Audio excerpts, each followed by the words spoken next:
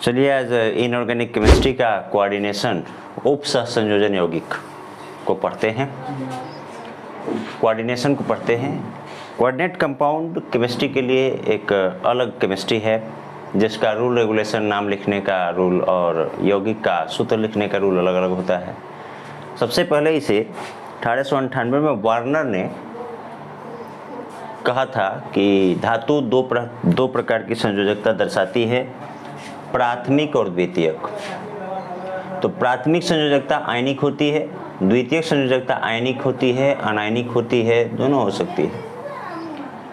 तो coordination compound को लिखते कैसे हैं? रूल तो है, रूल लिखा दिया जाएगा। कहता है कि अगर बाहर प्रत्यायन लिखते हैं, बीच में केंद्रीय परमाणु लिखते हैं, इसके बगल में छोटे कोष्टक में लिगेंड लिखते हैं, गुरु कोष्टक में केंद्रीय परमाणु को छोड़कर जो भी बच रहा है वो लिगेंड है, और जितने लिगेंड होंगे कोऑर्डिनेशन नंबर उतना ही होगा, उप सहसंयोजक संख्या उतना ही होगा। लिगेंड पे डिपेंड करता है कितने, लेकिन किसी धातु परमाणु के लिए लिगेंड का मान या उप सहसंयोजक यौगिक के कोऑर्डिनेशन नंबर का मान बराबर होता है। किसी धातु का कोऑर्डिनेशन नंबर कभी बदलता नहीं है। तो ऐसा भी हो सकता है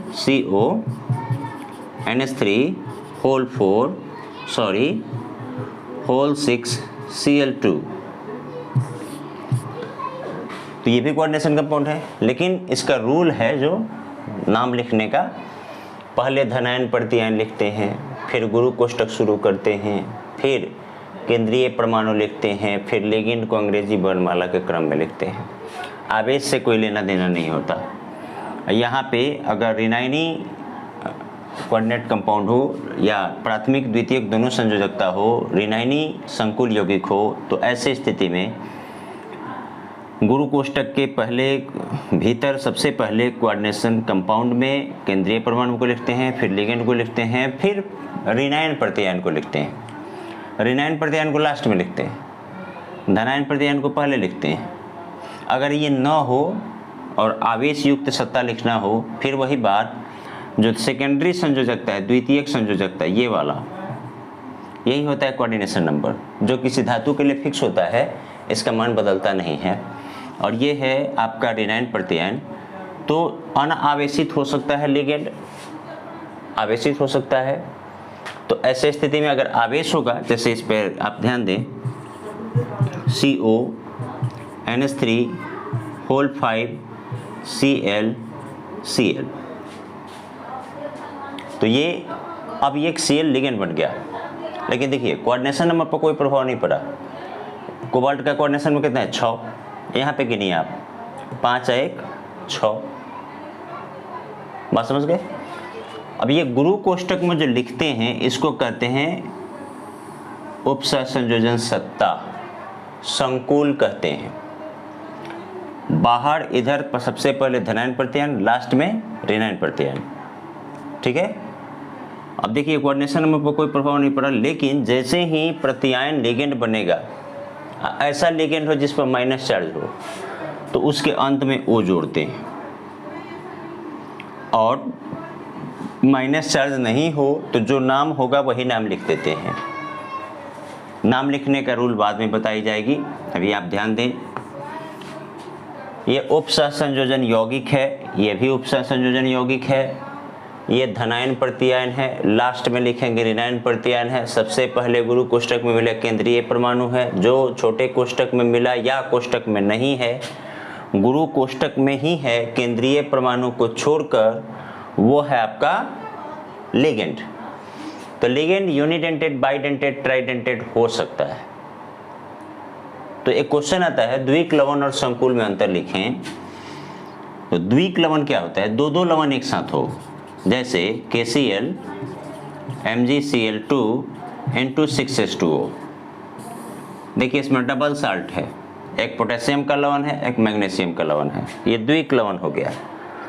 तो द्विक लवण और संकुल में क्या अंतर है कि द्विक लवण को अगर पानी में डालेंगे तो ये अपने प्रत्येक आयन में अलग अलग टूट जाएंगे, जलयोजित हो जाएंगे और जल में वियोजित भी होंगे। जैसे पोटेशियम अलग हो जाएगा, Cl अलग हो जाएगा, मैग्नीशियम अलग होगा, क्लोरीन अलग होगा, पानी तो है ही।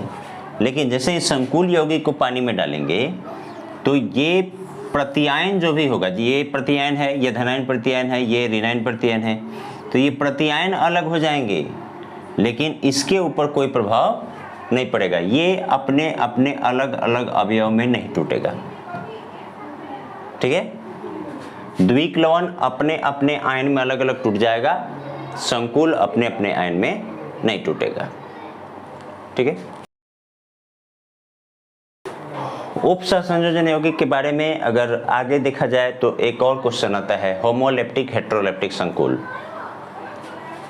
संकुल तो समझ रहे हैं, तो होमोलेप्टिक कौन होगा? अगर केंद्रीय परमाणु एक ही प्रकार के लिगेंड से जुड़ा हो, एक ही प्रकार के लिगेंड से जुड़ा हो, देखिए NH3 से ही जुड़ा है, दूसरा कुछ नहीं है इसके पास, तो ये होमोलेप्टिक होगा। अगर केंद्रीय परमाणु दो दो प्रकार के लिगेंड से जुड़ा हो, देखिए अमोनिया से भी जुड़ा है, क्लोरीन से भी जुड़ा है, ये तो प्रत्यायन है, इसकी बात छोड़ दें। लिगेंड दो प्रकार के हैं, हो सकता है 3 प्रकार के हो, तो लिगेंड अगर बढ़ेंगे, जैसे देख लीजिए आप NH3 whole 4 H2O Cl Cl2, यहाँ 3 प्रकार के लिगेंड हो गए। तो एक से अधिक प्रकार के लिगेंड से अगर जुड़ा हो तो उसे कहते हैं हेटेरोलेप्टिक। एक ही प्रकार के लिगेंड से जुड़ा हो तो होमोलेप्टिक। ठीक है, लिगेंड अगर द्विदंती हो या बहुदंती हो, बहुदंती किसे कहते हैं? जो बहुत सारे परमाणुओं का उपयोग करके धातु से आबंध बना सकता है।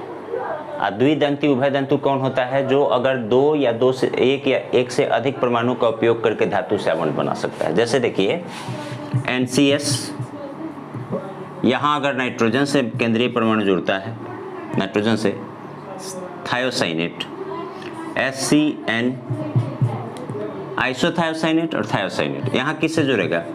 सल्फर से। यहाँ किससे जुड़ेगा? नाइट्रोजन से। इथिलीन डाइएमीन तो बहुदंती लिगेंड है, बहुत सारी जगहों से जुड़ सकता है। तो इस तरह के लिगेंड अगर केंद्रीय परमाणु से बॉन्ड बनाते हैं तो उन्हें कहते हैं कीलेट संकुल। अंग्रेजी तो लिखते हैं चिलेट संकुल, लेकिन होता है कि कीलेट संकुल, चिलेट या कीलेट संकुल। खैर, नाम लिखने की बात करेंगे उप सहसंयोजन यौगिक का, तो ऐसे स्थिति में क्या करते हैं कि सबसे पहले नाम लिखते हैं लिगेंड का, होल 5 होल 6 कर देते हैं, Cl3 कर देते हैं। तो सबसे पहले नाम लिखते हैं लिगेंड का, फिर लिखते हैं केंद्रीय परमाणु का, फिर लिखते हैं इसके ऑक्सीकरण संख्या को, और फिर लिखते हैं ऋणायन प्रत्यायन को। कब? जब ऋणायन प्रत्यायन वाला लिगेंड हो तब। अब जैसे इसका नाम लिखना है, एक ही प्रकार का लिगेंड है, ammonia hexa amino cobalt third, Roman अंक में ऑक्सीकरण संख्या को लिखा जाता है। तो देखिए 3 Cl के 3 माइनस हो गए तो कोबाल्ट पर 3 प्लस आएगा, थर्ड, और लास्ट में क्या है? क्लोराइड। तो जो ऋणायन प्रत्यायन है इसका संख्या को लिखना जरूरी नहीं होता, ये आपके आवेश या इसके ऑक्सीडेशन नंबर से ही निकाल लिया जाता है, इस पर ध्यान देंगे। हेक्साएमिनो कोबाल्ट थर्ड क्लोराइड। हो सकता है ऐसा भी हो, CO NH3 whole 5 Cl Cl2। अब देखिए ये क्लोरीन लिगेंड हो गया। तो अगर ऐसा लिगेंड हो जिस पर माइनस हो तो उस लिगेंड के नाम के अंत में O जोड़ देते हैं। धनायनी लिगेंड, उदासीन लिगेंड का नाम वही लिखते हैं जो उसका नाम है, बाकी प्रत्यायन को तो लिखेंगे ही। अब ध्यान दीजिए आप, पहले तो लिगेंड लिखना होगा, पेंटा एमिनो, पेंटा एमिनो, ये क्लोरो लिखेंगे, ध्यान दें, तो भी लास्ट में वो आ रहा है। ऐसे आप इसका नाम क्या लिखते हैं? क्लोराइड। तो क्लोराइड नहीं लिख के इसका नाम लिखना होगा क्लोरिडो। क्या लिखना पड़ेगा? क्लोरिडो। क्लोरिडो। अब आवेश चेक कीजिए, तो देखिए आवेश तो कहीं से खोज सकते हैं आप, प्राथमिक संयोजकता से भी, द्वितीयक संयोजकता से भी। 1 माइनस यहाँ है और 2 माइनस यहाँ है, 3 माइनस हो गए। देखिए कोऑर्डिनेशन नंबर पर कोई प्रभाव नहीं पड़ा है, 6 के 6, 3 माइनस हो गए। तो कोबाल्ट थर्ड क्लोराइड, ठीक है।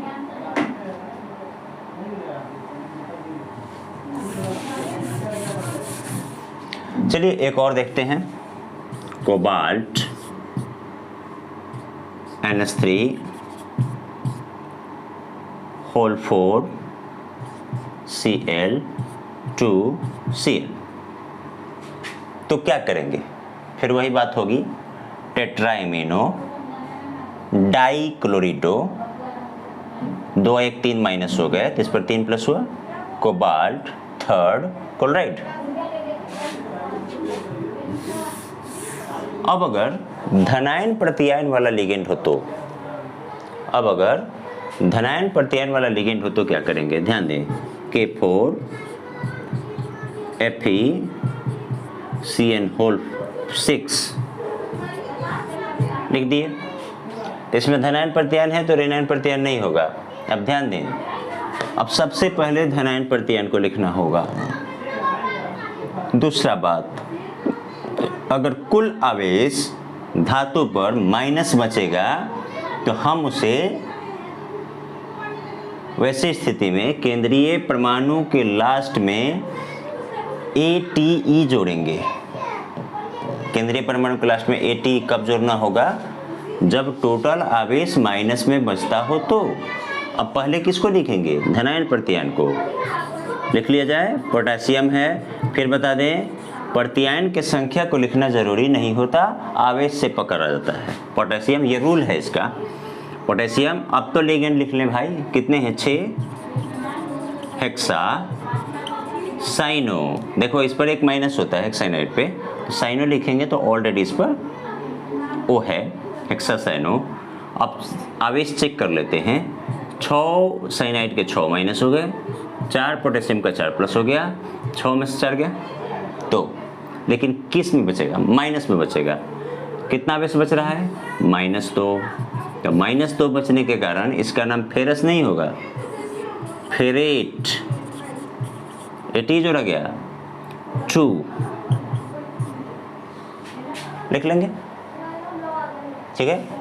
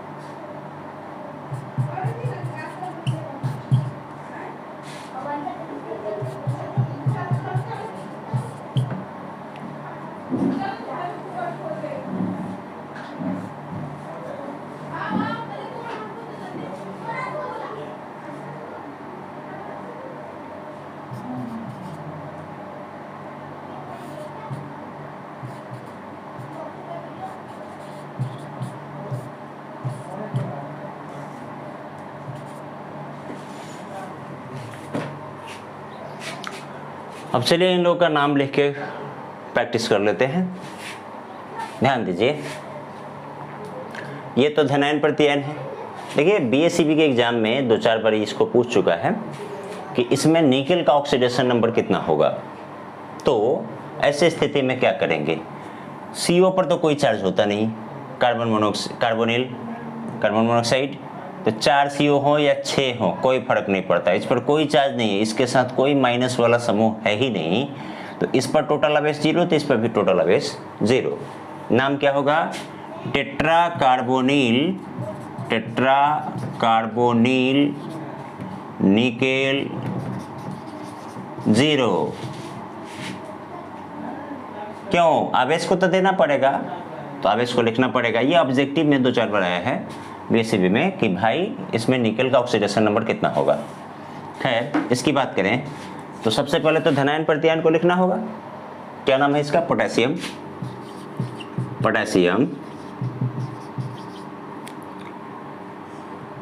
4 गो OH है, टेट्रा हाइड्रोक्सी नहीं, अब तो एक OH पर एक माइनस होता है, तो हाइड्रोक्सो, टेट्रा हाइड्रोक्सो। अब आइए आवेश खोजते हैं, तो 4 OH का 4 माइनस हो गया, 2 पोटेशियम का 2 प्लस हो गया, 4 में से 2 गया, 2 किस में बचा? माइनस में, तो इसका नाम क्या होगा? जिंक नहीं, जिंकेट 2। इसकी बात करें तो देखिए इसमें भी धनायन प्रत्यायन है, पहले इसको लिखना होगा। C2O4 का नाम ऑक्जेलेट है और एक C2O4 पर 2 माइनस होते हैं, तो नाम लिखते हैं इसका नंबर तो देना नहीं है, पोटेशियम ट्राई ऑक्जेलेटो हो गया। अब देखिए एक C2O4 पर ऑक्जेलेट पर कितना माइनस? ऑक्जेलेटो लगाना पड़ा चूंकि माइनस होता है, 2 माइनस है तो 3 पर कितने हो गए? -6। 3 पोटेशियम पर 3 प्लस, कितना बचा? 3 माइनस। अब एल्यूमिनेट नाम नहीं होगा, एल्यूमिनियम नाम नहीं होगा, एल्यूमिनेट 3rd। इसकी बात करें तो यहाँ पे देखिए ब्रैकेट छूटा हुआ है, इसमें तो धनायन प्रत्यायन है नहीं, ऋणायन प्रत्यायन भी नहीं है, केवल लिगेंड्स ही हैं। लिगेंड्स कितने हैं? 4। क्या करें भाई? पहले लिगेंड को लिख लेते हैं ABCD के अनुसार। डाईएमिनो क्लोरिडो, क्योंकि इस पे माइनस होता है, नाइट्रेटो। भाई अब माइनस कितने हो गए? इस पर तो कोई चार्ज है नहीं, 1 और 1 2, एक माइनस इस पे, एक माइनस इस पर, तो इस पर कितना है? 2 प्लस आया, तो प्लेटिनेट नहीं, प्लेटिनम 2 हो गया। ऋणायन प्रत्यायन तो है नहीं, तो उसे लिखने की जरूरत ही नहीं है। इसकी बात करें फिर वही बात है, पोटेशियम ट्राई ऑक्जेलेटो, अब फिर से 6 माइनस हो गए, 3 प्लस हो गया, 3 माइनस बता, तो क्रोमियम नहीं, क्रोमेट 3rd। ऋणायन प्रत्यायन तो है नहीं, ठीक है। अब कोऑर्डिनेशन का एक और ट्रिक समझ लें आप, इसको देख लेंगे, ऐसा और नाम हो सकता है, आप लिख लेंगे इसको। देखिए हाइब्रिडाइजेशन दिया हो तो स्ट्रक्चर निकाल सकते हैं या कोऑर्डिनेशन नंबर निकाल सकते हैं। जैसे देखिए sp3 अगर कोऑर्डिनेट कंपाउंड का हाइब्रिडाइजेशन है तो इसका कोऑर्डिनेशन नंबर कितना होगा? तो गिन लीजिए भाई, 3 1 4। DsP2 कितने कक्षक हो गए? 4, कोऑर्डिनेशन नंबर 4। sp3D कितने कक्षक हो गए? 1 3 4 1 5, तो कोऑर्डिनेशन नंबर 5। sp3D2 कितने कक्षक हुए? 6, कोऑर्डिनेशन नंबर 6। D2sp3 फिर भी 6, कोऑर्डिनेशन नंबर भी आसानी से पकड़ सकते हैं। या बड़े ब्रैकेट में लिखा हुआ जितना लिगेंड्स होगा उनको आप जोड़ लीजिए, कितने हैं उतना ही कोऑर्डिनेशन नंबर होगा। फिर आगे अगले क्लास में इतना देखें, नोमेनक्लेचर लिखें। अगर नोमेनक्लेचर लिखने में परेशानी होती है कमेंट में कमेंट करें, अगली बार और बता देंगे, एक्सरसाइज भी दे देंगे।